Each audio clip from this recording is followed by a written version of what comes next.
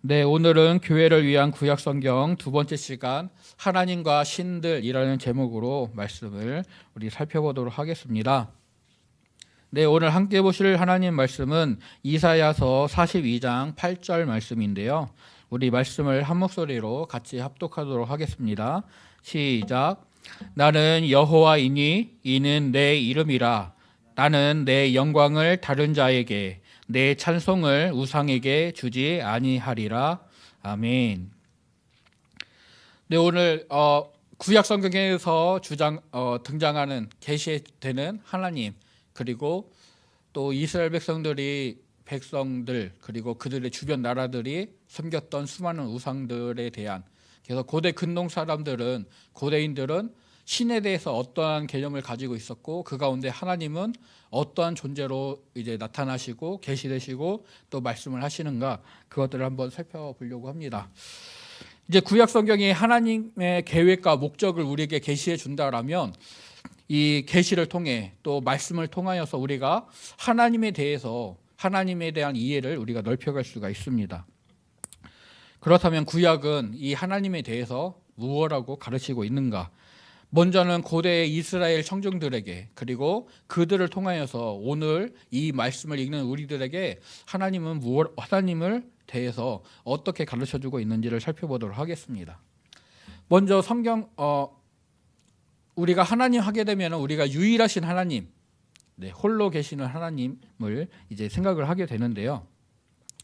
우리가 흔히 이제 말을 할 때 이스라엘과 그 주변 나라들, 특별히 이집트라든지 아니면 바벨론이나 아수르 지역의 그 수메르 문명을 가졌던 고대 근동 세계에서 이스라엘과 주변 나라들을 구분하는 이제 가장 큰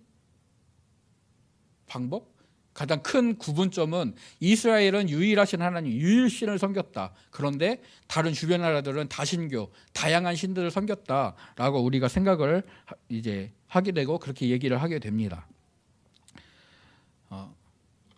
그런데 사실 이스라엘 백성들의 역사, 그러니까 모세오경에 있는 출애굽기라든지 신명기 말씀, 그리고 여호수아나 사사기, 그리고 왕정 시대의 이야기들을 보게 되면은 이스라엘 백성들이 하나님만을 섬기지는 못했잖아요. 우상 숭배에 빠지기도 하고, 그래서 하나님의 경고의 말씀들이나 이런 것들 듣고 결국엔 그들이 이제 나라가 망하여서 바벨론으로 포로로 잡혀가는 그런 일들이 있게 되었는데, 고대 왜 이스라엘 백성들이 하나님의 말씀을 받았음에도 불구하고, 그 말씀을 분명히 들고 있었음에도 불구하고 우상에게 마음을 빼앗기고 그들을 섬기는 일들로 자꾸 치우칠 수밖에 없었는지, 물론 그것이 인간의 약함이라든지 죄악이라는 그런 부분들도 있지만, 지금 우리와는 다른 어떤 관념들, 그런 것들 때문에 그들이 그런 모습을, 그들을 옹호하는 것은 아니지만 그들이 그런 문화, 그런 상황에 처해 있었다라는 것들을 이제 좀 살펴보려고 합니다. 이제 신의 존재 증명이라는 제목을 다뤄봤는데요. 신은 근원적으로 이제 영적인, 그러니까 즉 물질적으로 존재하지 못하는 육체적인 것들을 가지고 있지 않은 영적인 비물질적인 존재들입니다. 그래서 이 신의 존재가 증명이 되려면은 어떠한 현상이라고 해야 될까요? 어떤 특별한 현상, 어떠한 특정한 능력, 이런 것들로 신들이 나타나 줄 때 이제 그것을 보고 신이 존재하는구나라고 사람들은 인식을 하게 됩니다. 이제 이것을 현시라는 단어로 표현을 하더라고요. 저도 이 단어가 익숙하지가 않아서 막 사전을 여러 가지로 찾아보고 했는데 명확하게 쉽게 설명을 해주는 부분은 없었습니다. 단지 이것을 조금 쉽게 우리가 조금 다른 의미지만 비슷한 의미로 표현하면은 이제 신이 어떠한 모습으로 나타나게 될 때 그것을 보고 이것이 신이구나라고 인정을 하게 된다라는 것입니다. 그러니까 어떤 것이 존재하거나 일어나고 있음을 알려주는 징후, 신의 현현이라든지 아니면 유령을 통해 영혼이 나타난 것을 보게 되는 그런 것들을 통하여서 이것들이 이제 신의 존재를 비물질적인 것이 물질적으로 존재할 수 있음을 보여주게 되는 것인데, 그래서 고대인들은 신들이 자연현상, 그리고 그러니까 천둥이나 번개, 해일이나 지진 같은 자연현상들, 또는 탄생과 죽음, 그리고 늙어감, 나무나 동물들이 자라가는 것, 이런 것들을 통해서 저렇게 역사하는 것에는 우리가 알지 못하는 어떤 특정한 힘이 있다. 그것이 바로 신이다. 신이 태어나게 하고 죽게 한다, 늙게 한다, 자라게 한다. 신이 비바람을 준다, 바람을 불게 한다, 해일을 일으킨다, 지진 땅을 요동치게 한다라는 이런 것, 그러니까 어떤 자연적으로 나타나는 현상들을 가지고 그것이 신이 나타난 모습이다라고 이해를 했었습니다. 그러니까 우리는 어떤 존재가 실체를 가지고 있으면은 이렇게 겉으로 보이는 모양을 가지고 있고 그것이 존재하고 있으면은 그것이 그 사람이, 그 물건이 존재한다라고 생각을 하게 되죠. 네, 우리 창문 쪽에 보면 화분들이 있습니다. 우리가 화분을 보고 꽃이 예쁘게 폈구나, 노란색 꽃이 예쁘게 폈구나, 이걸 보고 꽃이 존재한다라고 우리가 인정을 하게 됩니다. 그런데 고대인들의 생각에서는 저 꽃이 그냥 있는 것만으로는 이제 꽃이 존재하는 것이 아니죠. 저 꽃이 특별한 향기를 내뿜고 특별한 어떤 일들을 할 때에만 그 꽃이 존재하는 것입니다. 쉽게 얘기를 하면은 우리 교회에 박민수 담임 목사님과 저와 최우선 목사님 세 명의 이제 목회자가 있습니다. 우리가 각각 다른 사람이잖아요. 박민수 목사님과 제가 다르잖아요. 그런데 고대인의 시각에서 보면은 이 사람은 다르지만 말씀을 전한다는 기능적 측면에서는 박민수 목사님과 제가 같은 존재인 것이죠. 그러니까 지금 우리의 시각으로는 박민수 목사님과 제가 분명히 다른 존재잖아요. 똑같이 목회자여서 말씀을 전하고 이런 기능들은 수행을 하지만 분명히 다른 실체를 가진 다른 존재잖아요. 그런데 고대인들은 말씀을 전하는 기능적인 측면에서 볼 때 박민수 목사님과 제가 같은 존재라고 인식을 하게 되는 것이죠.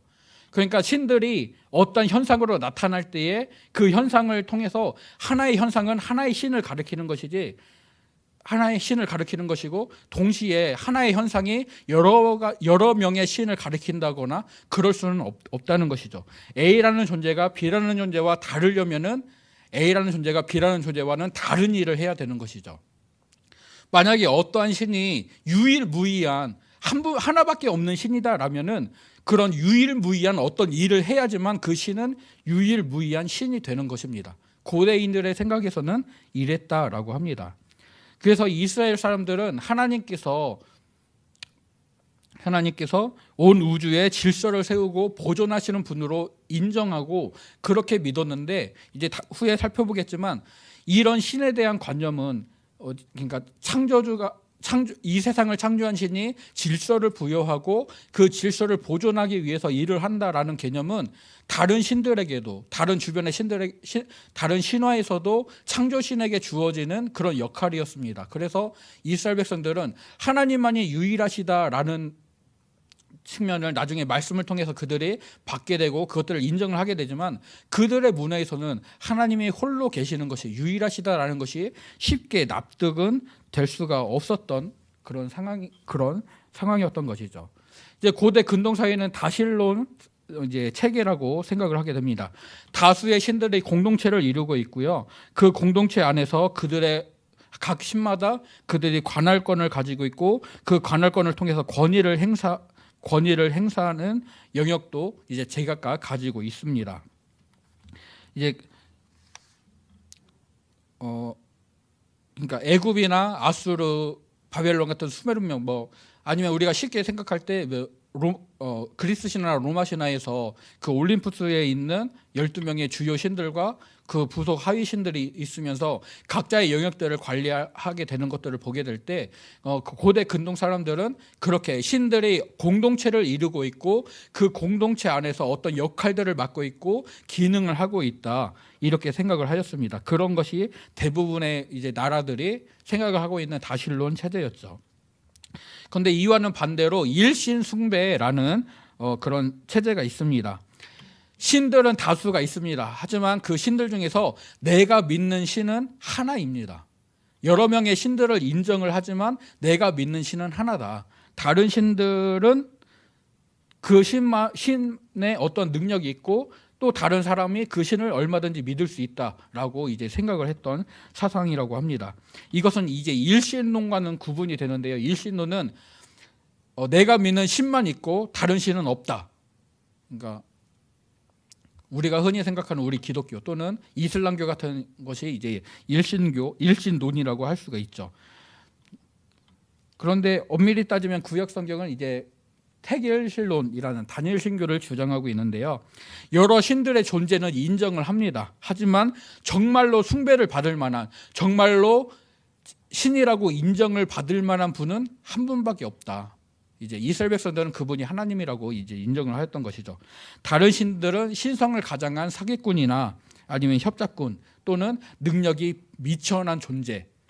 그러니까 하나님과는 비교할 수 없는 능력이 미천한 그런 신들. 그래서 다른 주변 나라들이 믿는 신들은 그런 헛된 우상일 뿐이고 우리가 믿는 하나님, 우리에게 말씀하시고 우리를 인도하시는 하나님만이 참으로 영광을 받으시고 숭배를 받으시기에 합당한 오직 유일하신 분이다. 그러니까 우리가 생각하는 유일은 그분만 존재하는, 실체가 그분만 있는 그분 한 분 하나님을 말하는데, 이스라엘 백성들이 믿었던 유일하신 하나님은 다양한 신들 가운데, 다양한 미천한 능력을 가진 신들 가운데 홀로 참된 권위와 참된 능력을 발휘하시는 한 분 하나님을 이제 이스라엘 백성들은 믿었던 것이죠. 그래서 구약 성경은 태계신론의 영향을 받아서 하나님만이 유일하신 하나님이다. 그분만이 홀로 영광을 받으시기에, 능력을 행하시기에 합당하신 분이시고 다른 신들은 무능력하다 또는 그들을 숭배하는 것은 잘못된 것이다라고 이제 말을 하게 됩니다. 그래서 구약 성경에서는 하나님이 독보적인 지위를 가지고 계시고 어떤 경쟁자도 이제 하나님과 비교할 수가 없는 것이죠. 다른 어떤 존재도, 그러니까 여호와 하나님 외에는 다른 어떤 존재도 하나님이라고 이제 칭함을 불릴 가치도 없고 권위도 없고 그런 경배를 받기에 합당하지 않다라고 이제 말을 합니다. 그래서 이사야서에서는 나는 여호와다, 나 외에 다른 이가 없다라고 하나님께서 직접 말씀을 하시기도 하고요. 또 그 말씀들을 이사야서 43장부터 45장까지 있는 말씀들 중에서 특별히 찾아보게 되면 나의 전에 지음을 받은 신이 없었다. 나 외에 구원자가 없다. 내가 알려주었으며 구원하였으며 보여주었다. 내가 행하리니 나를 막을 자가 없다. 나는 처음이요 나는 마지막이다. 나 외에 다른 신이 없다. 되는 일과 장차 올 일을 알려주는 신은 나밖에 없다라는 식으로 라는 말씀들을 통해서 하나님과 다른 신들은 철저하게 구분이 된다, 구별된다라는 것들을 보여주고 있습니다. 이제 또 고대 근동사회에서는 이제 만신전과 신들의 회의 그리고 신의 아들들이라는 존재가 등장을 하게 되는데요. 먼저 만신전은 신들의 공동체를 이제 얘기합니다. 고대인들은 이제 그들이 공동체, 어떤 개인의 어떤 능력보다는 공동체 안에서 내가 어떠한 역할들을 하고 있느냐를 통하여서 그의 존재 가치, 내가 존재하고 내가 가치가 있는 존재가 된다라고 인식을 했다고 합니다. 그러니까 공동체와 자기를 동일시하게 되는 것이죠. 이제 여기에서 출발을 해서 신들도 이렇게 공동체를 이룰 것이다라고 생각을 했습니다. 이제 만신전에는 먼저 최고신이 있는데요. 이 최고신은 지배권을 차지하고서 다른 신들 위에 군림을 하거나 아니면 더 이상 활동하지 않는 노쇠한 신의 아들, 특별한 능력이 있었던 그런 신의 아들이 최고신의 지위를 맡는다든지, 아니면 다른 신들의 이 신이 우리들을 다스릴 만한, 우리들 위에 설 만한 그런 권위가 있다라고 인정을 하고 최고신으로 추대를 한다든지 하는 그런 모습을 보였다고 합니다.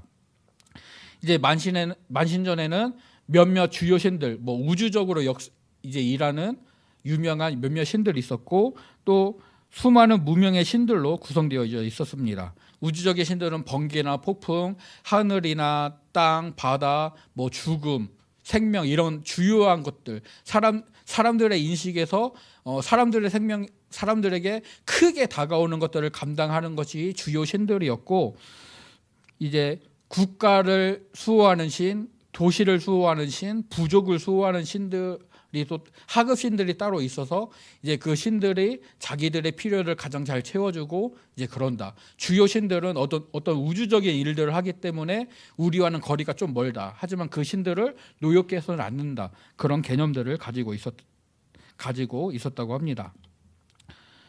그래서 이제 신들이 어떤 위계 구조를 가지고 있고 그 위계 구조를 통해서 어떤 더 막강한 권한과 능력을 가지고 있는 것들이 이제 사람들의 사회에서도 왕이 있고 귀족들이 있고 그리고 그 다음에 힘이 있는 자들이 있고 그 다음에 지배를 받는 백성들, 평민들을 통하여서 그런 지배 구조를 이루게 되는 것처럼 이제 신들의 구조도 최고신과 주요신들과 그 밑에 하급신들 그리고 그 밑에 있는 더 밑에 있는 하급신들 이런 위계 구조를 그리고 있다. 그렇게 생각을 했다고 합니다.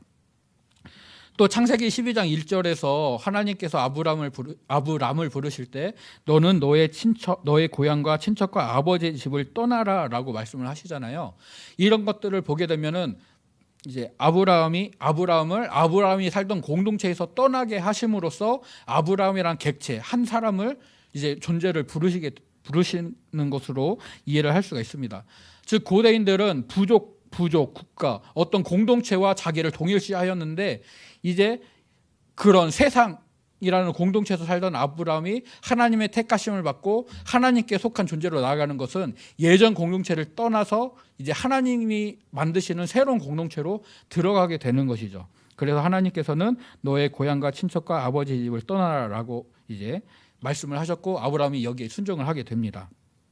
그러니까 한 존재가 한 사람이 공동체의 일부다 그렇게 생각을 했기 때문에 신들도 공동체에 소속이 되어져 있고 공동체의 일부다라는 관념이 그들에게 있었습니다. 그러니까 그런 그들에게 하나님은 한 분이시다. 하나님이 창조도 하셨고 그것을 보존도 하시고 또 하나님은 또 하나님의 모든 것을 다스리신다. 그러니까 사람들은 하늘을 다스리는 신이 따로 있고 땅과 바다, 탄생, 죽음 이 모든 것들을 관장하는 신들이 각각의 영역들이 따로 있을 것이다. 다른 신들이 있을 것이라 생각했는데 한 분 하나님이 이 모든 것을 하신다라고 하니까 이스라엘 백성들은 좀 벙찌는 거죠. 정말 그것이 가능할까라고 의문을 가지게 되는 겁니다. 어떻게 한 분 하나님이 이 모든 일을 다 하실 수 있을까? 왜? 어째서 하나님은 혼자서 이것들을 다 하시려고 하실까라는 것들이 이스라엘 백성들에게 있었고 그래서 그들이 하나님 외에 또 다른 미천한 하급신들을 섬기려고 했던 그런 모습들이 그들의 역사 가운데 나타나는 것이 그들의 이런 신들에 대한 관념, 공동체와 자신을 동일시하고 그 공동체를 떠나지 못하는 그들의 관념 속에서 발전을 했다고 합니다. 또 한편으로는 이제 공동체를 이루고 있는 사회에서 외톨이로 지내는 것은 좋지 않은 현상인 거잖아요. 공동체 내에서 공동체를 잘 이루고 있는데 그렇다면 모든 신들이 공동체를 이루고 있는데 하나님이 홀로 거하신다라는 것은 과연 이것이 하나님에게 좋은 일일까? 또 다른 신들을 우리가 만들어줘야 되는 건 아닐까라는 그런 개념까지도 발전을 할 수 있다고 합니다. 그리고 이제 신들의 회의라는 것이 있는데요. 고대 근동에서 이제 신들이 함께 모여서 회의를 하고 이 회의에서 도출되는 결론들을 가지고 이제 세상을 이제 통치한다라고 이제 생각을 했습니다. 신들은 자기의 숭배자들 그리고 자기가 맡고 있는 어떤 도시나 영역들 이것들을 대표해서 그 영역을 수호하고 그 영역을 지키기 위해서 다른 신들과 대립하기도 하고 싸우기도 하면서 자신의 숭배자들과 영역을 지키는 것이죠. 그런데 구약에서 나타나는 이제 회의는 이제 욥기서 1장 같은 경우를 보게 되면 하나님이 계시고 하나님의 아들들이 그 주위에 모셔 서 있고 그리고 대적하는 자 사탄이 와서 하나님께 욥에 대해서 보고를 하고 하는 등 그런 일들이 이루어지죠. 그러니까 구약에서의 이제 회의는 우주에 대한 이 세상에 대한 하나님의 통치가 어떻게 이루어지고 있는지를 보여주고 있습니다. 하나님과 하나님의 아들들이라고 표현되는 존재들이 그 신들의 회의, 신들의 어전 회의라고 표현되는 그 회의의 구성원이 되고요.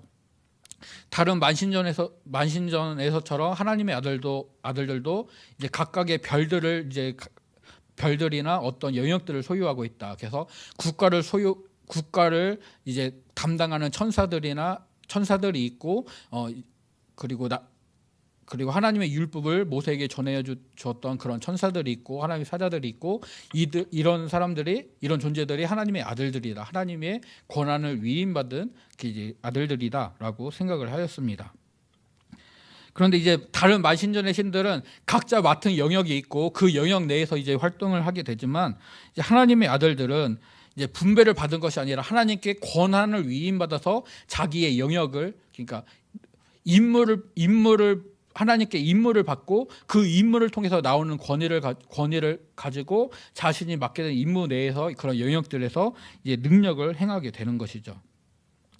그래서 십계명 1계명에 너는 나 외에는 다른 신들을 내게 두지 말라라고 할 때, 이 외에는이라는 단어가 영어 성경에서는 before, 내 앞에는이라는 단어로 또한 이제 사용이 되어집니다.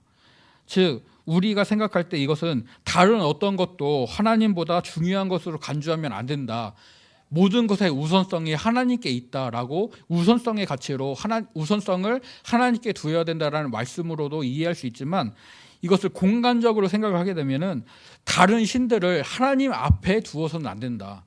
그러니까 고대 근동 사람들이 신들은 공동체를 이루고 있다. 그런 개념에서 출발해서 하나님과 다른 신들을 같이 두려고 한다고 하면은 하나님만 두어야지 다른 신들을 하나님과 함께 두어서는 안 된다라는 그런 개념으로도 이해할 수가 있습니다. 즉 이집트에서 수많은 신들이 도시를 수호하고 어떤 영역들을 다스리고 있는 것들을 400년 동안 경험했던 이스라엘 백성들이 이제 하나님의 인도를 받아 광야로 나와서 하나님과 언약을 맺게 될 때에, 이스라엘 백성들은 400년 동안 이집트 문화에 젖어 있었기 때문에, 그리고 그들의 고대 인들의 세계 속에 있었기 때문에 하나님 외에 다른 신의 존재가 필요하다라고 생각을 할 수도 있었겠지만, 하나님은 그것을 원천적으로 막으시는 것이죠. 우선성이라는 측면에서든지 아니면 공간적으로든 하나님 앞에 아니면 하나님 외에 다른 신들을 절대로 두어서는 안 된다라고 말씀하셔서, 이제 하나님 말고 다른 것들을 두어서는 안 되는 것들을 분명히 말씀해 주십니다. 이제 구약 성경이 고대인들에게 익숙한 천상의 회의, 어전 회의라는 개념을 통해서 하나님은 분명히 다른 만신전의 신들과 다르다라는 것들을 이제 부각을 시키고 있습니다. 이제 다른 만신전에서는 신들이 각각 맡은 영역이 있기 때문에 그 영역들 내에서 신들이 자신의 일들을 감당을 해 주어야만 그 세계가 온전하게 돌아갑니다. 그러니까 비를 관장하는 신이 자기의 일을 제대로 하지 않으면 땅이 메말라 버리게 되는 것이죠. 태양을 관장하는 신이 자기의 힘을 너무 뽐내버리면은 모든 물이 말라서 사람들이 살 수 없게 되는 것이죠. 하지만 구약 성경에서 하나님은 홀로 모든 것을 다스리시고 주관을 하십니다. 즉 하나님께서는 이론상으로는 그러실 필요가 없는데도 불구하고 종들을 택하여서 그들에게 권한을 주시고 그 권한을 사용하게 하시는 것이죠. 그리고 그 공동체에서 하나님은 홀로 뛰어나신 존재임에도 불구하고 어떤 조언들을 들으시고 그것들을 가지고 이제 통치를 이루십니다. 그러니까 하나님 주변에는 하나님으로부터 권한을 위임받은, 능력을 위임받은 수많은 존재들이 있지만 오직 하나님만이 그 모든 것들을 주관을 하시고 오직 하나님만이 영광을 받으시기에 합당한 분이다라는 것들을 이제 고대 근동에 있는 만신전의 개념들과 홀로 유일하신 하나님을 비교하면서 이제 그렇게 보여주고 있는 것이죠. 또 구약 성경은 하나님의 속성들을 언급을 하는데요.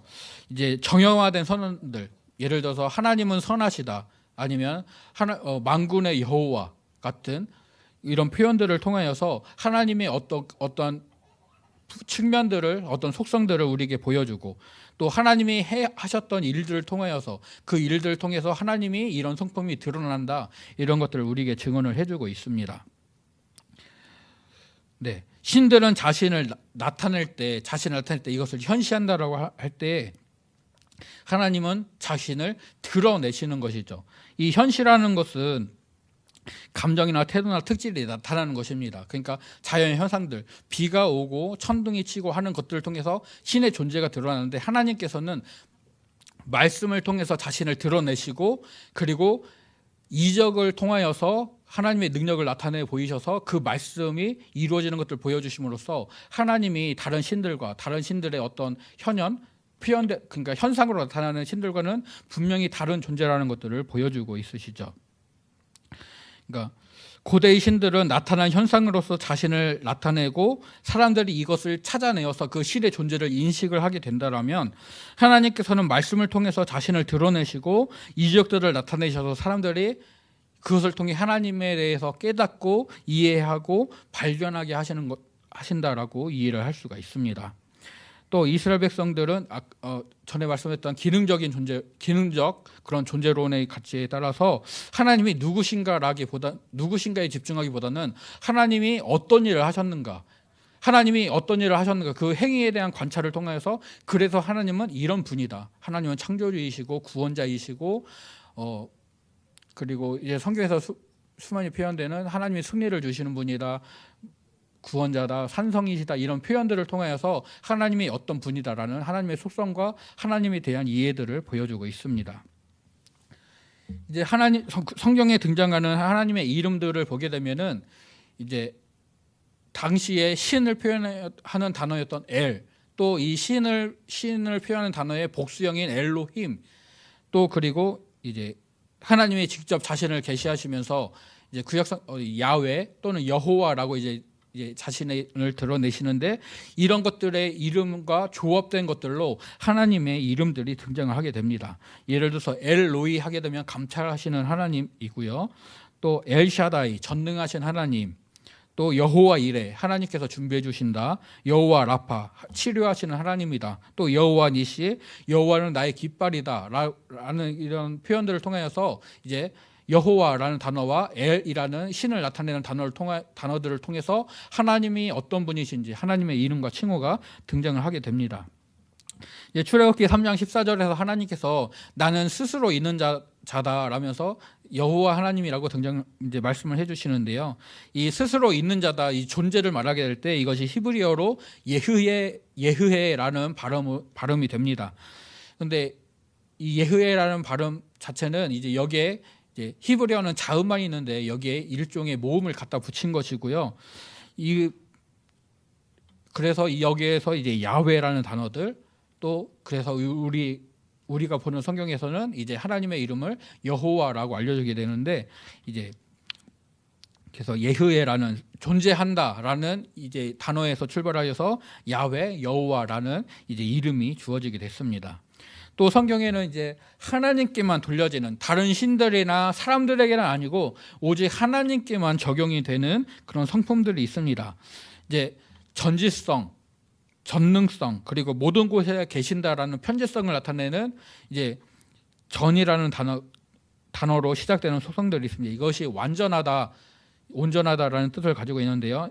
네, 영어로는 이것이 all, every라는 뜻을 가지고 있어서 이제 다른 신들은 한 부분, 한 영역들만 관장하고 있지만 하나님께서는 모든 것을 하시는, 그래서 전능하시고 전지하신 이런 하나님께만 돌려지는 성품들이 있습니다. 또 하나님만 거룩하신 존재로서 등장을 하시죠. 하나님이 아닌 다른 사람이나 물건이 거룩하다고 말하는 경우에는 거룩하신 하나님께서 이제 그것에 상응하는 지위나 권한을 그 존재에게, 어떤 물건에게 부여하게 됐을 때, 그러니까 목사님께서 예전에 표현을 해주셨죠. 거룩하신 하나님과 연결이 될 때에만 그 존재가, 그 물건이 거룩해지는 것입니다. 오직 하나님만이 거룩하시고 다른 존재들은 하나님과 연결이 될 때 거룩해지는 것이죠. 또 구약 성경에는 이제 특별하게 질투하시는 하나님이라고 표현이 되어지는데요. 이 질투라는 것은 배타적인 의미에서 절대적인 권한을 갖는다라는 것입니다. 즉 하나님께서 이스라엘 백성들을 택하셨고 그들을 구원하셨고 그들을 자기의 백성으로 삼으셨기 때문에 이스라엘 백성들은 하나님만을 경배해야 되고 하나님만을 섬겨야 되는 것이죠. 그런데 이스라엘 백성들이 하나님께 올려드려야 될 예배, 하나님만을 경배해야 될 것들을 하지 않고 다른 존재들에게 하나님께 올려드려야 되는 경배를 드리게 될 때 하나님이 그것을 질투하신다.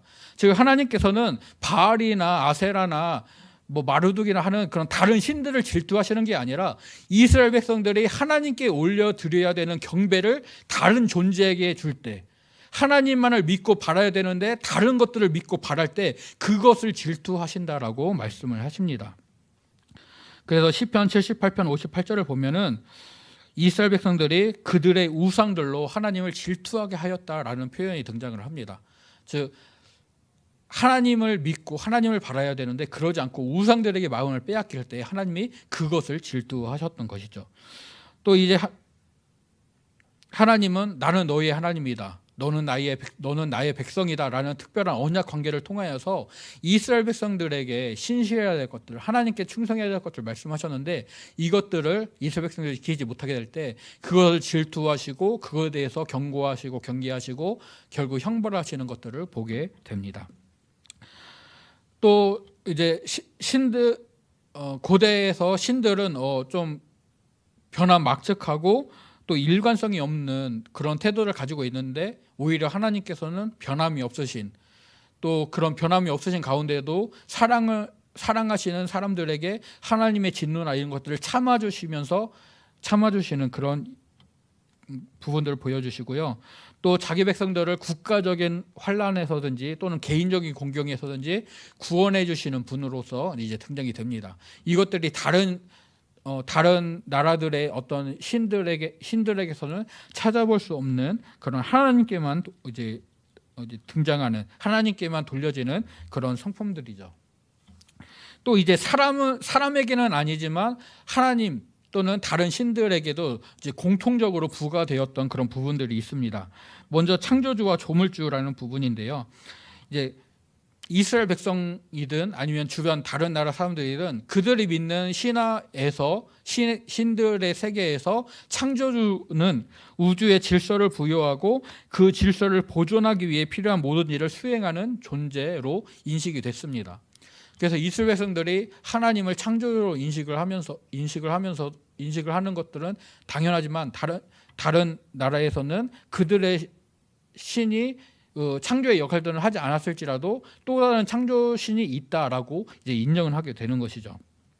또 전사라는 개념, 하나님이 나를 대신해서 나를 위해서 싸우신다라는 개념은 다른 나라들도 우리의 신이 나를 위해서 싸운다, 우리를 위해서 싸운다는 개념은 있었습니다.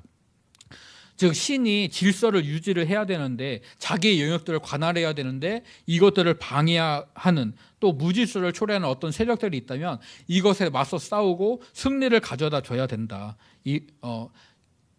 이런 개념들은 이제 모든 신들에게 이제 부과가 되었던 그런 개념들이라고 합니다.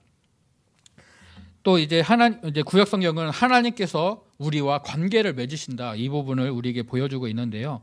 하나님께서는 내가 너희와 함께하겠다라는 말씀을 통하여서 하나님이 우리와 관계를 맺으시는 것들을 말씀을 해주십니다.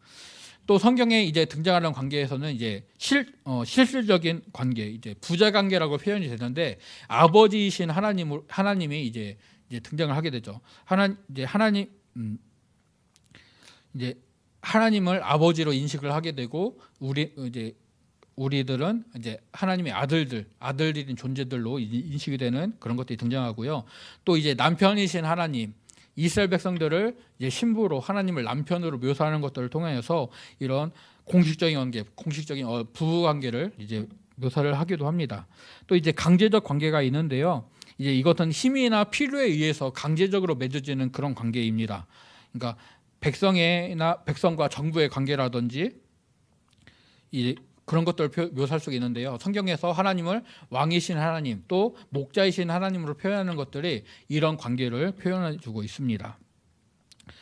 또 이제 교사와 학생, 고용주와 피고용인의 관계를 통해서 상황적인 어떤 관계성을 보여주는데 이스라엘 백성들을 인도하시고 그들에게 조언해 주신다라는 표현이 괜찮을지 모르겠는데요. 하나님께서 그들에게 말씀하시고 그들을 올바른 삶으로 이끌어 가시는 그런 부분들을 통하여서 하나님 백성들을 가르치시고 온전한 삶을 살 수 있도록 이끄시는 그런 부분들이 그런 그런 부분들을 통하여서 하나님의 이스라엘 백성들과 관계를 맺으시는 것이죠. 즉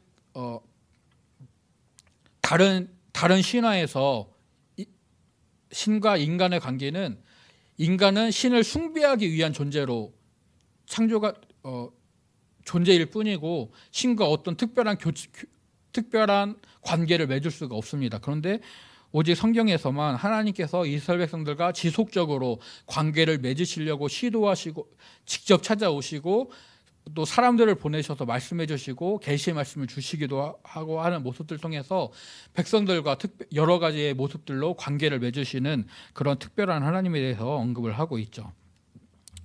또 하나님과 백성들이 이제 소통을 하게 되는데요. 보통 일반적인 신들과 인간의 소통은 신이 일방적으로 그리고 드물게 우발적으로 갑자기 신탁이라는 형태를 통해서 이제 모호하게 주어지는 것들이 대부분입니다. 그리고 신들의 현시, 그러니까 신들이 나타난 천둥 번개라든지 태풍이라든지 이렇게 나타나는 신들의 현현 이런 표현들은 그 신을 숭배하는 자들에게도 이 신이 무엇을 말하고자 하는지 신의 뜻이 무엇인지 계획이 무엇인지 전혀 깨달을 수가 없습니다. 오직 하나님만이 하나님의 말씀을 통하여서 특별히 율법과 예언서에 있는 계시들을 통하여서 하나님께서 백성들에게 또 우주를 운영하시는 데 갖고 계시는 뜻과 계획이 무엇인지를 말씀해 주시고 이것들을 이루어 나가시는 모습들을 보여주심으로써 이제 다른 신들과 하나님의 분명히 다른 존재라는 것들을 이제 보여주고 있습니다. 또 사람이 하나님께 나아갈 때는 제사를 드린다든지 기도를 한다든지라는 이런 부분들은 그 제물이나 방법의 차이는 있겠지만은 이제 제사나 기도 같이 이제 특별한 형태로서 등장하기 때문에 이런 차이들은 보여지지가 않습니다. 이 관계라는 측면에서 또 생각을 해봐야 될 게 있는데요. 이제 우리가 여호와 하나님 말할 때 우리가 보통 주님, 주인 주자를 써서 주님이라고 하게 됩니다. 이것은 주인이다, 주인입니다라는 뜻을 가지고 있는데요. 이 주인을 뜻할 때 히브리어로 두 가지 표현이 있다고 합니다. 첫 번째는 바알, 두 번째는 아돈이라는 단어인데요. 이 바알이라는 단어는 소유주를 뜻하는 단어입니다.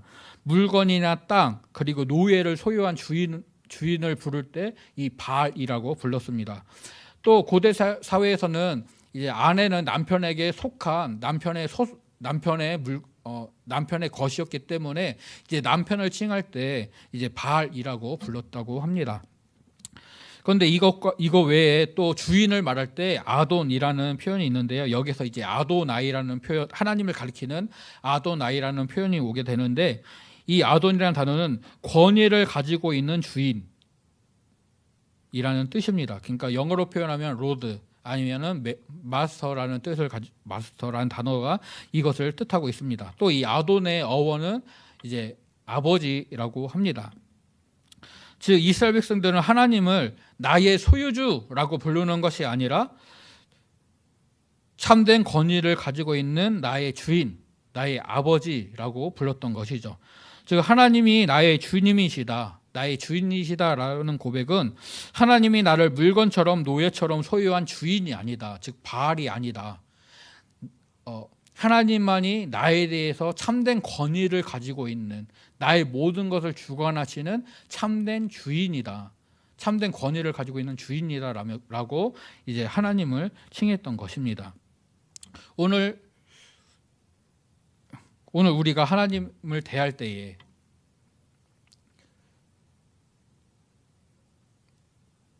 이런 분들 가지고 나가기를 원합니다. 즉 하나님께서 그러니까 다른 어떤 신들과 전혀 비교를 할 수 없는 정말 최고 우위에 있는 유일하신 하나님께서, 이 유일하시다는 표현은 지금 우리가 이식하는 유일한 존재로서의 하나님이 아니라 고대 이스라엘 백성들이 생각할 때 다른 미천한 하급 신들과는 전혀 비교할 수 없는 참된 권위를 가진 하나님이 나의 아버지시다. 그분은 나를 노예처럼 대우하시는 소유주가 아니라 나를 아들처럼 대하시는 참된 권위를 가진 주인 아버지이시다라는 그런 고백들을 드렸던 것을 기억할 때에 우리 또한 하나님을 대할 때 어떠한 모습으로 대해야 되는지를 우리가 분명히 인식을 할 수 있게 되는 것이죠. 자기 백성들과 관계를 맺으시려고 하는 다른 나라에서, 다른 문화권에서 그들의 인식했던 신은 신들끼리 교류하면서 공동체를 맺고 그 공동체 내에서만 활동을 하고 인간과 그 신들과는 전혀 어떤 관계성이 없는데, 하나님만이 유일하게 자기 백성들에게 찾아오시고 그들 택하여서 자신의 뜻을 계시하시고 자신의 계획을 이루시는데 그들을 동역하게 하시는, 그러니까 다른 신들은 지들끼리 공동체를 맺고 살아가는데 하나님만이 이스라엘 백성들, 사람들과 관계를 맺으시고 그들을 하나님의 공동체로 부르시고 하나님의 속성들을 그들에게 덧입혀 주시는, 그래서 하나님의 의로우시기 때문에 너희도 의로워져야 된다, 내가 거룩하니 너희도 거룩해져야 된다고 말씀을 하시면서 그들을 그렇게 인도해 주시는, 하나님의 것을 인간들에게 덮어주시는 그런 모습들을 오직 유일하신 참 하나님만이 보여주고 있는 것이죠. 우리 또한 그 하나님께 우리가 올려드려야 되는 마땅한 최고의 영광을 올려드릴 수 있는 저와 성도님들이 되시기를 간절히 소원합니다. 네, 고대 근동의 다신론 체계에서는 신들이 자기들끼리 생활을 하고 공동체를 맺고 그 안에서 활동을 합니다. 자기들끼리 회의를 하고 결론을 내리고 그것들 때로 인간이 어떻게 되는지는 별 관심이 없고 자신의 어떤 영향력, 자신이 맡은 영역, 이것들을 보존하기 위해서 대립하고 싸웁니다. 그런데 하나님이 구성하시는 회의에서는 하나님께 권한을 위임받은 존재들이 하나님의 뜻을 행하고 그것들을 하나님께 컨펌을 받고 이것을 통하여서 하나님의 뜻과 계획이 이 우주에, 온 세상에 온전히 이루어집니다. 또 하나님께서는 언약 관계를 통하여서 이스라엘 백성들과 언약 관계를 맺으시고 그들을 하나님의 공동체로 끌어들이십니다. 하나님이 나는 너희의 하나님이 되겠다, 너희는 나의 백성이 될 것이다 라면서 하나님께서, 최고의 유일하신 하나님께서, 다른 어떤 신들과 비교할 수 없는 그 최고의 유일하신 하나님께서 미천한 인간과 관계를 맺으시고 그들을 위해 일하시고 그들과 함께 하시죠. 하나님이 이스라엘 백성들과 맺으신 언약 때문에 이스라엘 백성들은 하나님의 공동체에 가입이 되고 그 언약의 당사자가 됩니다. 그리고 하나님의 거룩하시고 의로우신 또는 하나님의 수성들의 그런 정체성에 동참하게 됨으로써 하나님의 거룩하신 자이기 때문에 하나님을 믿는 이스라엘 백성들도 거룩한 백성이라고 불려지게 되는 것이죠. 거룩하신 하나님과 연결이 되어질 때 그들이 하나님의 속성, 거룩함이라는 속성을 잊게 되고 그들 또한 신분이 그냥 사람, 이스라엘에서 하나님의 택함받은 거룩한 이스라엘 백성으로 변화가 되어집니다. 하나님께서는 이스라엘을 자신의 백성으로 선택을 하시고 그들을 거룩하게 하셨습니다. 이에 따라서 이스라엘의 하나님께 대한 경배는 배타적이어야 되고, 그러니까 하나님께만 경배해야 되고 다른 것들에게 하나님께 올려야 될 경배를 드려서는 안 되었습니다. 그리고 하나님은 백성들 가운데 거하셨고 그들과 관계를 맺으시고 그들에게 또 그들을 통해 하나님의 뜻을, 하나님의 계획을, 하나님의 목적을 계시하십니다. 그리고 백성들은 개인적으로 또 공동체적으로 하나님께만 순종하고 하나님의 말씀을 지킬 것들이 요구되고 기대가 되었습니다. 그런데 이렇게 하지 못한 것들이 이스라엘의 역사에 등장하게 되고 그것들을 우리가 말씀을 통해서 확인할 수 있게 되죠. 이스라엘 백성들이 하나님을 여러 신들이 있는 가운데 홀로 영광을 받으시기에 유일하신 하나님으로 인정을 하였습니다. 그분만이 참된 권위를 받으시기에 합당한 분으로 인정을 하였습니다. 그리고 하나님께서도 모든 것에 대한 우선성에서, 그리고 고대 근동사에서 팽배했던 다실론 체계에서도 다른 어떠한 신들도 하나님 앞에 두어서는 안 된다는 것들을 계시하셨고 그것들을 이스라엘 백성들이 충분히 납득할 만큼 여러 가지 이적들을 통하여서 하나님의 능력과 하나님의 그런 뛰어나심, 하나님만의 어떤 위대하심들을 충분히 보여주셨습니다. 그런데도 불구하고 그것들을 통해서 하나님이 어떤 존재인지를 이스라엘 백성들이 인식하고 그 하나님께 최고의 영광으로 올려드리게 될 것들을 하나님께서 성경을 통해 말씀해 주신 것이죠. 그렇다면 이스라엘 백성들이 비록 그렇게 살아내지는 못했지만 하나님께 그렇게 반응을 해야 됐다라면 오늘을 살아가는 우리들도 하나님과 나 사이에 내가 정말로 하나님만을 최고로 인정을 하고 있는가? 하나님과 나 사이에 다른 어떤 것을 두고 그것을 거쳐서 하나님께 가고 있지는 않은가 우리가 돌아봐야 될 것입니다. 주일에도 목사님께서 말씀하셨지만 하나님과 재물을 겸하여 섬기지 못한다라고 분명히 말씀을 하셨는데 내가 하나님께만 합당한 영광을 올려드려야 되는데 그 영광을 재물이나 아니면 자녀나 아니면 나의 사회적인 어떤 지위나 나의 일터에서 그렇게 따로 돌리고 있지는 않은지 정말로 하나님께만 합당한 영광을 돌리고 있는지 돌아봐야 될 것입니다. 하나님만을 찬양하고 있는지 아니면 다른 어떤 것들을 기대하고 있는지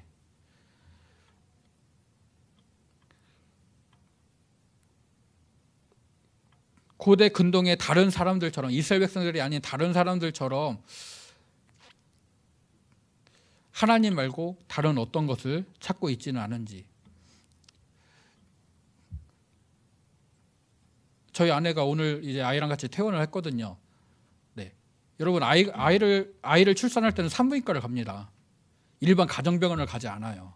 그건 당연한 거잖아요. 그런데 이런 인식이 오히려 우리가 하나님께도 돌리고 있는 건 아닐까 하는 생각을 해보게 되었습니다.